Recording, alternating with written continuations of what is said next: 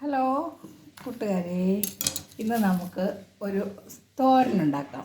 അതായത് വളരെ സമ്പുഷ്ടമായ വളരെ പോഷകങ്ങൾ അടങ്ങിയിട്ടുള്ള ഒരു ഇലക്കറിയാണ്.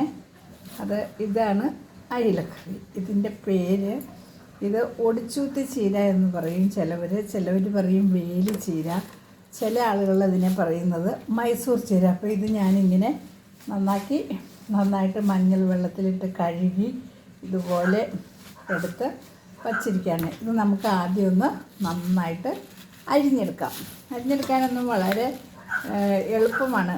കാരണം അത്ര നമുക്ക് മൂത്ത ഇല എടുക്കരുത്. മൂത്ത ഇല എടുത്താൽ കയ്പ്പ് രസമുണ്ടാവും. അതുകൊണ്ട് തന്നെ നമുക്ക് ചെറുതായിട്ട് ഈ ഇളം ഇല ഇതുപോലെ അരിഞ്ഞെടുത്ത് ഈ ഇലക്കറികൾ നമ്മൾ ആഴ്ചയിൽ ഒരിക്കലെങ്കിലും ഓരോ ഇലക്കറികൾ കഴിക്കുന്നത് വളരെ നല്ലതാണ് ശരീരത്തിന്. കാരണം ഇപ്പോഴത്തെ ഫാറ്റി ലിവർ, അതുപോലെ തന്നെ ഹാർട്ടിന് സംബന്ധമായ അസുഖങ്ങൾ, അതുപോലെ കാൽസ്യത്തിൻ്റെ കുറവുള്ളവർ, അതുപോലെ കണ്ണിന് കാഴ്ച അല്ലേ, ഒരു 60 വയസ്സ് 50 വയസ്സൊക്കെ കഴിഞ്ഞാൽ കണ്ണിൽ തിമിരം, അതുപോലെ എന്താ പറയുക, വെള്ളെഴുത്ത്, അതുപോലെ മൂടലെന്ന് ആളുകൾ പറയും അല്ലേ. അപ്പോൾ ഇതെല്ലാം ഇലക്കറികൾ കഴിക്കുന്നതുകൊണ്ട് ഇതെല്ലാം നമുക്ക് കുറവ് കിട്ടും. നമ്മൾ ഉടനെ ഹോസ്പിറ്റലിൽ പോയിട്ട് ടാബ്ലറ്റ്സ് കഴിക്കുന്നതിനേക്കാളും ഒക്കെ നല്ലതാണ് നമ്മുടെ വീട്ടിലുള്ള ഓരോരോ ഇലക്കറികൾ. അപ്പോൾ ഇന്ന് എനിക്ക് ശരിക്കും പറഞ്ഞാൽ ഇത്തിരി കറിയുടെ കുറവുണ്ട്. അപ്പോൾ കടയിൽ പോകാൻ കഴിയില്ല. അതുകൊണ്ട് മാത്രമാണ് കഴിച്ചത് ഞാനിന്ന്. അപ്പോൾ ഈ ചീര കിട്ടിയപ്പോൾ ഞാൻ ഇതൊന്ന് ഉണ്ടാക്കുന്നത് നിങ്ങൾക്ക് കാണിച്ചു തരാമെന്ന് വിചാരിച്ചാണ് ഇന്നത് തയ്യാറാക്കുന്നത്. അപ്പോൾ ഇതിനാണ് ഞാനിപ്പോൾ ഈ ചീരയില പറിച്ച് എൻ്റെ മുറ്റത്ത് തന്നെ ഞാൻ നട്ടു വളർത്തിയിട്ടുണ്ട്. നമുക്ക് അത്യാവശ്യത്തിന് എന്തെങ്കിലും ഒന്ന് കറി വയ്ക്കാനില്ലാത്ത സമയങ്ങളിൽ നമുക്കിത് യൂസ് ചെയ്യാവുന്നതാണ്. അപ്പോൾ ആദ്യം ഇത് നന്നായിട്ട് ഇതുപോലെ അരിഞ്ഞെടുക്കണം. ചെറുതായിട്ട് നന്നായിട്ട് ഒന്ന് മഞ്ഞൾ വെള്ളത്തിൽ കഴുകണം. എന്തിനാണെന്ന് വെച്ചാൽ നമുക്കിപ്പോൾ ഇതിൽ എന്തെങ്കിലും ചെറിയ സൈസ് എട്ടുകാലി ഉണ്ടല്ലോ, ഒരു പച്ച നിറമുള്ള എട്ടുകാലി ഇതിലിങ്ങനെ ചാടി നടക്കും. അത് ഭയങ്കര വിഷം അടങ്ങിയിട്ടുള്ള ഒരു സാധനമാണ്. അപ്പോൾ അതുകൊണ്ട് നമ്മൾ എന്ത് പച്ചക്കറികളാണെങ്കിലും എല്ലാം ഇത്തിരി ഉപ്പും മഞ്ഞളിലും ഇട്ട് ശകലം നേരം വച്ചിട്ട് കഴുകിയെടുക്കുന്നത് നല്ലതാണ്. കാരണം അതിലെ ആ വിഷാംശങ്ങൾ, ഇപ്പം ചീരയില തോരൻ വയ്ക്കുമ്പോൾ നമ്മൾ നോക്കും, പക്ഷെ നമ്മൾ നോക്കിയാലും കാണാൻ പറ്റാത്ത ചെറിയ പുഴുക്കളുണ്ടാവും അതിൽ. അപ്പോൾ ആ പുഴുവിനെ നമ്മൾ നന്നായിട്ട് നീക്കം ചെയ്തതിന് ശേഷം മാത്രമേ പാചകം ചെയ്ത് കഴിക്കാവുള്ളൂ. അപ്പോൾ അതിനാണ് മഞ്ഞൾ വെള്ളത്തിൽ കുറച്ച് നേരം ഇടുമ്പോഴത്തേക്കും ഇത് പെട്ടെന്ന് തന്നെ ഇതെല്ലാം ചത്തുപോകുമെന്നാണ് പറയുന്നത്. അതുകൊണ്ടാണല്ലോ നമ്മൾ കറികളിൽ എന്തെങ്കിലും വിഷാംശങ്ങളൊക്കെ ഉണ്ടാവാതിരിക്കാനാണ് മിക്ക കറികളിൽ, ഇപ്പോൾ അച്ചാറുകളിൽ വരെ മഞ്ഞൾപ്പൊടി ചെറിയ തോതിൽ ചേർക്കുന്നുണ്ട്. അത് നമ്മുടെ വയറിന് നല്ലതാണ്.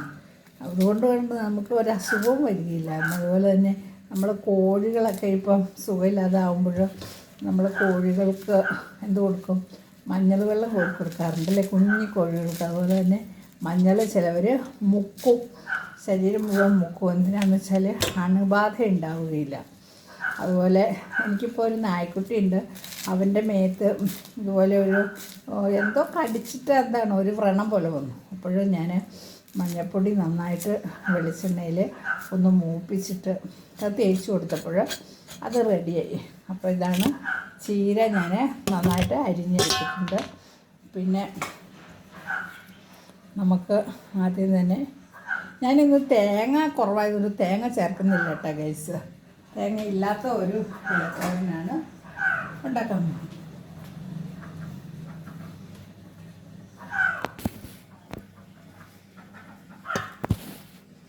അപ്പോൾ അതിനായിട്ട് നമ്മൾ ആദ്യം തന്നെ ചട്ടി അടുപ്പത്ത് വെച്ചു.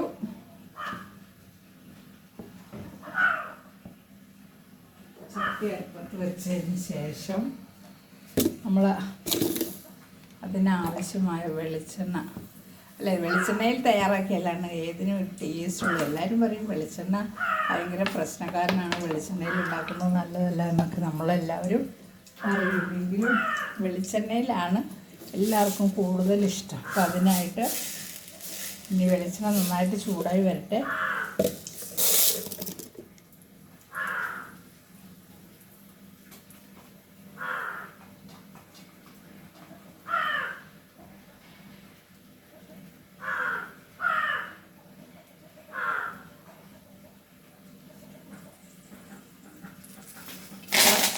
കരിവേപ്പില ഇട്ടു.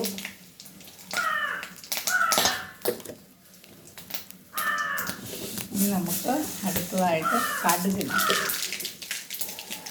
അപ്പോൾ കടുക് നന്നായിട്ട് പൊട്ടി വരട്ടെ. കടുക് പൊട്ടി കഴിഞ്ഞാൽ നമുക്ക് ചെറിയ ഉള്ളി ഈ അരിഞ്ഞ് ചേർക്കാം. ചെറിയ ഉള്ളി എല്ലാത്തിനും നല്ലതാണ്.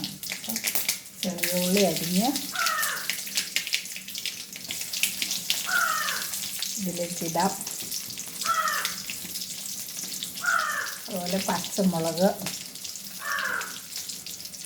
അരിഞ്ഞൊന്നും വച്ചില്ല കൈസ്. അരിഞ്ഞൊന്നും വയ്ക്കാനായിട്ട് സമയം കിട്ടില്ല. അതുകൊണ്ട് ഞാൻ ഇതിലേക്ക് തന്നെ ആവശ്യത്തിന്, പിന്നെ കുറച്ചുണ്ടാക്കിയാൽ മതിയല്ലോ, ഒരുപാടൊന്നും വേണ്ട. ഇത് കുറച്ച് കൂട്ടാനേ പറ്റുള്ളൂ. കാരണം നമുക്ക് ഒരുപാട് നല്ലതാണ്, പക്ഷേ നമുക്ക് ഒരുപാട് കൂട്ടാൻ പറ്റില്ല. അതുകൊണ്ട് നമ്മൾ കുറച്ചാണ് ഉണ്ടാക്കുന്നത്. അപ്പോൾ കരിവേപ്പില, ഉണക്കമുളക്, പച്ചമുളക്, ചെറിയ ഉള്ളി, ഒരു വെളുത്തുള്ളി, ഇത്രയും സാധനങ്ങൾ വെച്ചത് നന്നായിട്ട് മൂത്ത് വരട്ടെ.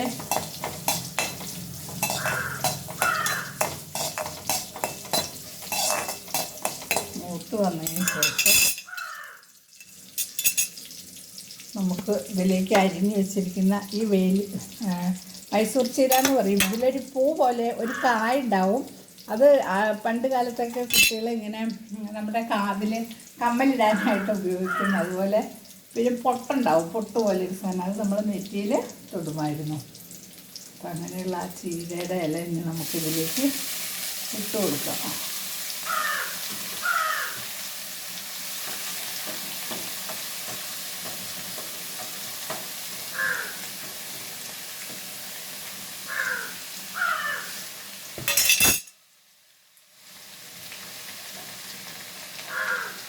ചീരയുടെ ഇല ഇട്ട് കൊടുത്തു. ഇനി ഇതിന് ആവശ്യത്തിനുള്ള ഉപ്പാണ് കഴിച്ചത്. ഉപ്പിട്ട് കൊടുത്തു.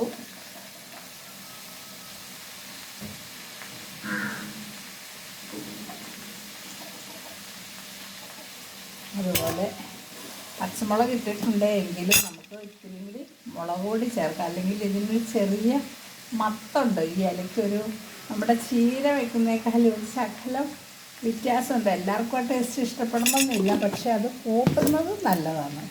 അതിൻ്റെ നമ്മൾ ടേസ്റ്റ് നോക്കിയിട്ട് എല്ലാ സാധനവും കഴിക്കാൻ നിന്നാലും ശരിയാവില്ല.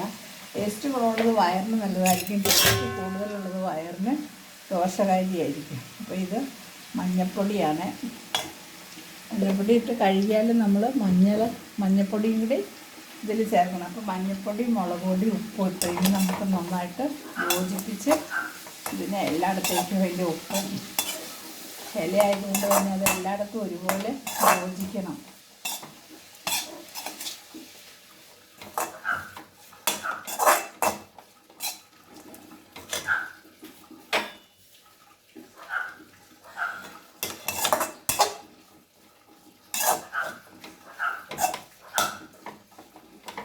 വേവൊന്നുമില്ല, വെള്ളം ഒഴിക്കേണ്ട ഒരാവശ്യമില്ല. കാരണം നമ്മുടെ ചീരയില, മുരിങ്ങയില, പയറിൻ്റെ ഇല, മത്തൻ്റെ ഇല, അതുപോലെ ചൊറിയെണ്ണത്തിൻ്റെ ഇല വരെ ഇപ്പോൾ എല്ലാ ആളുകളും തോരൻ വെച്ച് കഴിക്കും. അതുപോലെ ഏറ്റവും പ്രധാനപ്പെട്ട മറ്റൊരു സമ്പുഷ്ടമായ ഇലയാണ് ഈ പറമ്പുകളിലൊക്കെ കിളത്ത് വരുന്ന ഈ മുള്ളുള്ള ചീരയില ഉണ്ടല്ലോ. അതിന് ഭയങ്കര ഗുണമാണെന്നാണ് പറയുന്നത്.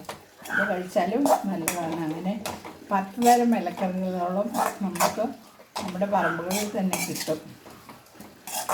അപ്പോൾ അതെല്ലാം നമ്മൾ ഇടയ്ക്ക് ഉണ്ടാക്കി കഴിക്കണം. കാരണം ഇത്തിരി ബുദ്ധിമുട്ടണം, ലേശം ബുദ്ധിമുട്ടുണ്ട്, സാരമില്ല. അത് നന്നാക്കി എടുക്കാനും അതിൻ്റെ പുറകെ നമ്മൾ നടക്കണം, കുഴപ്പമില്ല. എങ്കിലും അത് നമുക്ക് ശരീരത്തിന് വളരെ നല്ലതാണ്. ഏറ്റവും നല്ല വലിയ ഔഷധമാണ്.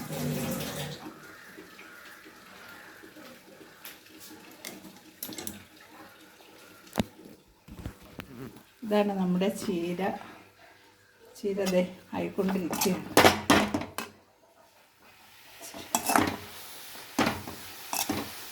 ഇതിപ്പോൾ തേങ്ങ ഉണ്ടെങ്കിൽ തേങ്ങ ഇട്ടാൽ നല്ലതാണ്. പക്ഷെ ഞാനിതിൽ തേങ്ങ ഇടുന്നില്ല. കാരണം തേങ്ങ എൻ്റെ കയ്യിൽ കുറവായതുകൊണ്ടാണ് ഞാൻ തേങ്ങ ഇടാത്തത്. തേങ്ങ ഇട്ടില്ലെങ്കിലും കുഴപ്പമില്ല. പിന്നെ മുട്ട ഉണ്ടെങ്കിൽ മുട്ട നമുക്കിതിൽ ചേർക്കാം. മുട്ട ചേർക്കുമ്പോൾ എന്താ ഗുണമെന്ന് വെച്ചാൽ തേങ്ങ ഇട്ടതുപോലെ നല്ല ഉലർന്ന് കിട്ടും. പക്ഷേ ഇനി വേലിച്ചീര വയ്ക്കാൻ എനിക്ക് അങ്ങനെ തോന്നിയപ്പോൾ ഞാനത് നിങ്ങൾക്കായിട്ട് ഒന്ന് ഷെയർ ചെയ്തതാണ് കൂട്ടുകാരെ.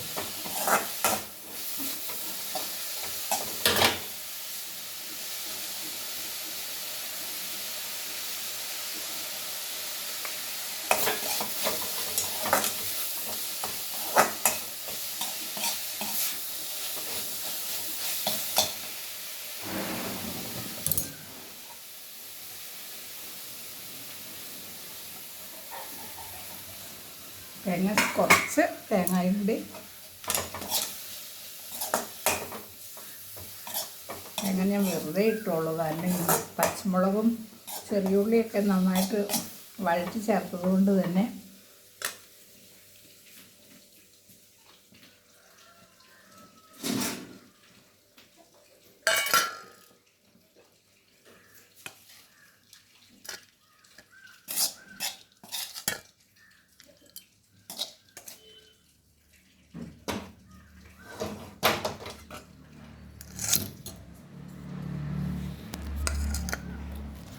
അപ്പോൾ ഇതാണ് നമ്മുടെ ചീരത്തോരൻ.